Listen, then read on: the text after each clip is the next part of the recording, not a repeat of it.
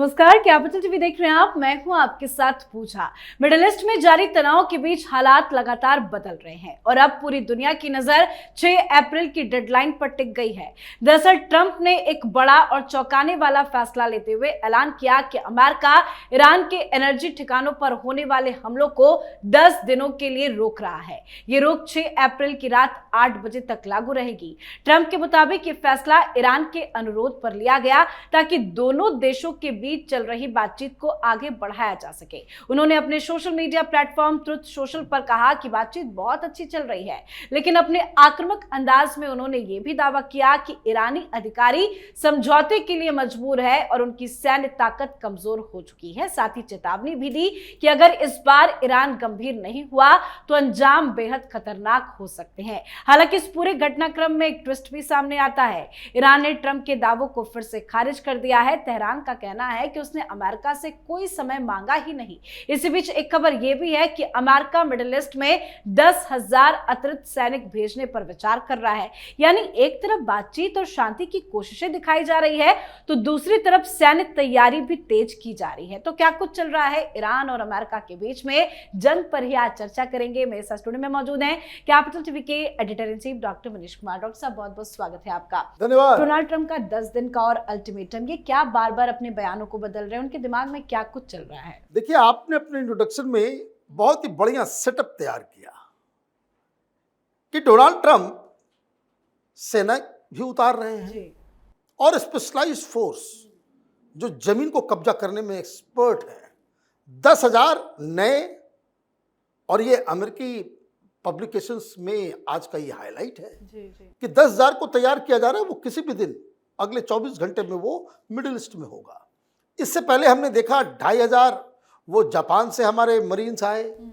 2 दिन पहले हमने सुना कि जो एयरबॉर्न जो मरीन्स हैं वो वहां पे उतारे गए। मतलब 20,000 अतिरिक्त सैनिक। इसके अलावा जो युद्धपोत वगैरह है वो वहां पे धीरे धीरे पहुंच ही रहा है।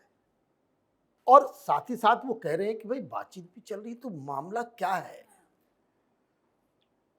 अब एक बात जो खबर में दबी हुई है सब जगह कि डोनाल्ड ट्रंप ने ये कहा कि वो तो मिन्नतें कर रहा है, they are begging for talks. ये बात उन्होंने क्यों कही? और उन्होंने अपने प्रेस कॉन्फ्रेंस के दौरान ये भी कह दिया कि ईरान ने इस बातचीत के जरिए हमें गिफ्ट भी दिया। मतलब ईरान ने गिफ्ट दिया। कैसे गिफ्ट दिया? तो 10 हमारे टैंकर्स को जो है वो स्ट्रेट ऑफ हॉर्मुज से गुजरने भी दिया। अब ये मामला जो है वो बड़ा पेचीदा हो गया। जैसे ही ये बात आई, ईरान की तरफ से भी खबर आई और जब खंगाला गया कि भाई क्या हुआ, तो अब आप देखिए क्या कहानी बन के आ रही है।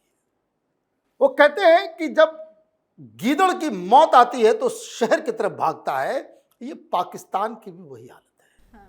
आज पाकिस्तान के एम्बेसी के जस्ट बगल में, उसको कह सकते हैं कि उसको नहीं कहते इनिशियल फायरिंग, डराने के लिए, औकात दिखाने के लिए, है ना, एक मिसाइल दागा गया तेहरान में। पाकिस्तान एम्बेसी और एम्बेसी के बगल में एम्बेसी में काम करने वाले लोग और उस बाउंड्री वॉल के बाहर इजराइल ने ठोक दिया।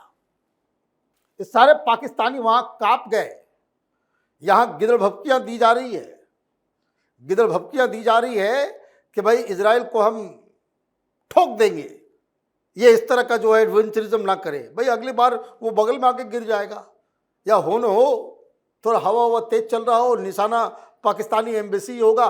क्योंकि इजराइल ने साफ साफ कह दिया कि ये जो खबर चल रही है कि पाकिस्तान मीडिएट करेगा, वो मैसेंजर बनेगा, तो वो फैसिलिटेट करेगा बातचीत को, हमें पाकिस्तान के ऊपर भरोसा नहीं है। तो एक फ्रंट नया खुल रहा है पाकिस्तान का। दूसरी तरफ जब डोनाल्ड ट्रंप ने इस 10 जहाजों के बारे में बात की, ईरान का माथा ठनका।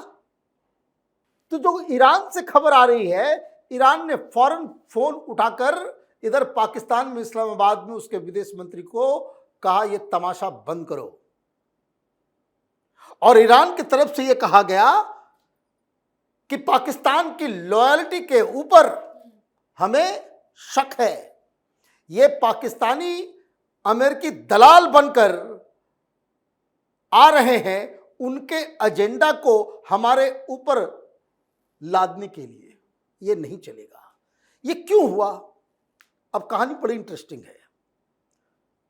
10 जहाज छोड़े, सबके ऊपर पाकिस्तान का झंडा था। पाकिस्तानियों ने ईरानियों से कहा कि हमें जरूरत है, जैसे हमारे जहाज आ रहे हैं, उन्होंने कहा कि भाई हमें, तो उसमें सब ऑयल टैंकर्स नहीं थे, कुछ में खाना पीना सब कुछ था। आपने सुना कहानी कि कल लौटा दिया गया था। जी जी। क्यों लौटाया गया? क्योंकि उससे पहले 10 भेजा गया और यह खबर आ गई कि यह झंडा तो पाकिस्तान का था, लेकिन वहां से जो ऑयल निकला, चीजें निकली, वो अमेरिका के लोकेशन पे चली गई।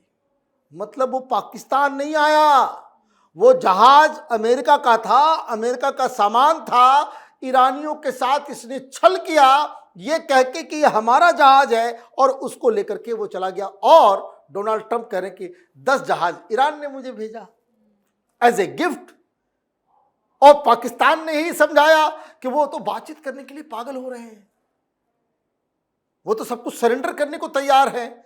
ये आप कहानी सुना रहे हो अमेरिका को, और इधर ईरान इस पूरे गेम को समझ गया कि ये जो डबल गेम कर रहे हो ना, ये भारी पड़ेगा जी। तो ये कहानी बन करके आ रही है कि किस तरीके से ये पूरा कंफ्यूजन क्रिएट हो गया है। और जब ईरान की तरफ से आया कि भाई तुम पे ट्रस्ट नहीं है, तुम अपनी लॉयल्टी जो है उस लॉयल्टी टेस्ट में तुम फेल हो गए, तो ये उचित नहीं है।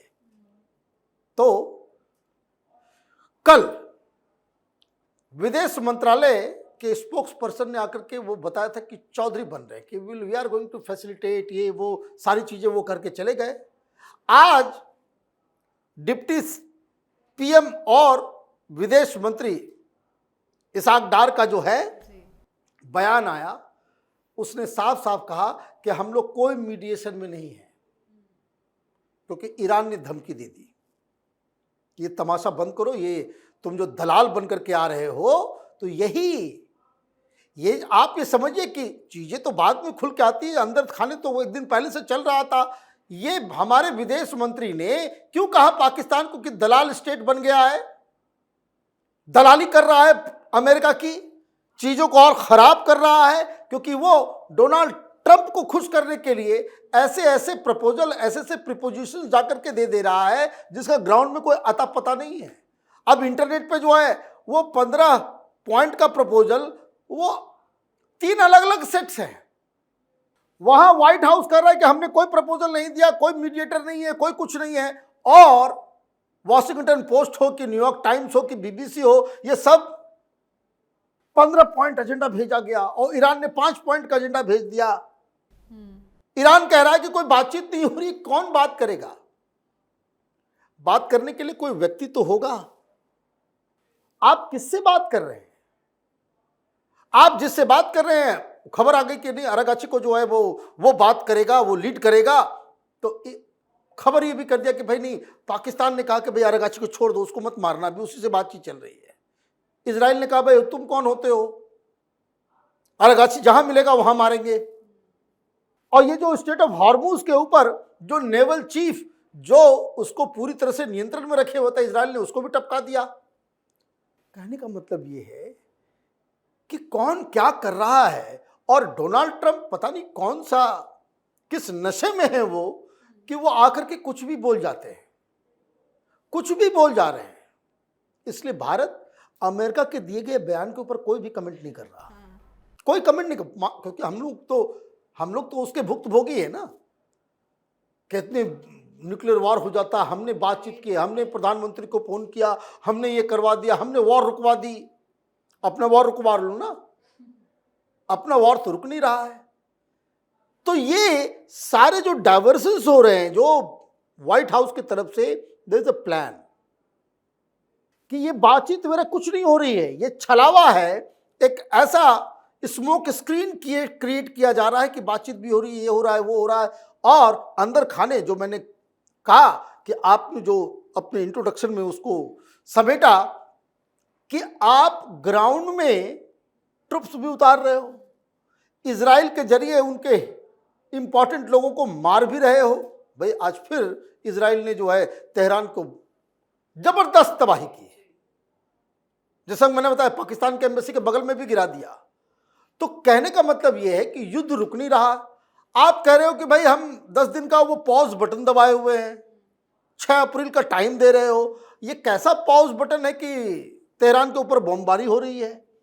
तो इसका मतलब ये है कि they have a different plan, और ये प्लान बड़ा घातक है, इस बात को समझिए। और वो घातक प्लान ये है कि डोनाल्ड ट्रंप जिस तरीके से वेनेजुएला के ऊपर कब्जा कर लिया, ये ईरान के पूरे ऑयल बिजनेस को और स्टेट ऑफ हॉर्मुज के ऊपर कब्जा करना चाह रहे हैं कि फिर आपको जो है स्टेट ऑफ हॉर्मुज से क्रॉस करना है तो अमेरिका से परमिशन ले। और इसीलिए प्रधानमंत्री मोदी ने पहले ही इसे भांप लिया कि लंबा भी चलेगा, और जो गिद्ध दृष्टि स्टेट ऑफ हॉर्मुज और पर्सिया के ऊपर है, पर्शियन गल्फ के ऊपर है, प्रधानमंत्री ने क्या कहा कि ग्लोबल कॉमन है, ये पूरी दुनिया के लिए फ्री होना चाहिए, कोई यहाँ का थानेदार, कोई यहाँ का जो है चौधरी ना बने, ये भारत का स्टैंड है। और इस चीज को समझते हुए देखिए, इस युद्ध से पहले स्टेट ऑफ हॉर्मुज फ्री था। बिल्कुल, हाँ। अभी जब ईरान के ऊपर हमला हुआ है तब तो उसने पाबंदी लगाई है, और आप इतना डर गए हो कि आप अपना सारा चीज पीछे लेकर के चले गए। तो कहने का मतलब ये है कि अभी जो अमेरिका के तरफ से जो मिक्स सिग्नल्स दिए जा रहे हैं, इसका न सिर है न पैर है। हकीकत क्या है? हकीकत अब बिल्कुल क्रिस्टल क्लियर नजर आने लग गया है कि वो यहाँ वेस्ट एशिया के और भी देशों के साथ मिलके, पाकिस्तान के साथ मिलके, ईरान के उन 4-5 मेन द्वीपों को जो पर्शियन गल्फ में बिल्कुल स्ट्रेटजिक लोकेशन पे है, उस पे कब्जा करके ईरान के ऑयल बिजनेस और स्टेट ऑफ हॉर्मुज के ऊपर कब्जा करना चाहते हैं, और ये पूरे दुनिया के लिए बड़ा घातक। जी, बहुत बहुत धन्यवाद सर समझाने के लिए। धन्यवाद। तो पिछले करीब 28 दिनों से जारी इस तनाव के बीच ये पूरा घटनाक्रम साफ संकेत देता है कि ये सिर्फ कूटनीति नहीं बल्कि दबाव की रणनीति भी है, जहां अमेरिका एक तरफ बातचीत के जरिए समाधान तलाश रहा है और दूसरी तरफ किसी भी संभावित स्थिति के लिए खुद को तैयार भी कर रहा है। अब सबकी नजर 6 अप्रैल पर टिकी होगी, क्योंकि यही वो दिन होगा जो तय करेगा कि हालात शांत होंगे या फिर ये टकराव और ज्यादा खतरनाक मोड़ ले लेगा। तो आपको क्या लगता है? आप भी अपनी राय कमेंट करके लिखिएगा। देखते रहिए कैपिटल टीवी। नमस्कार।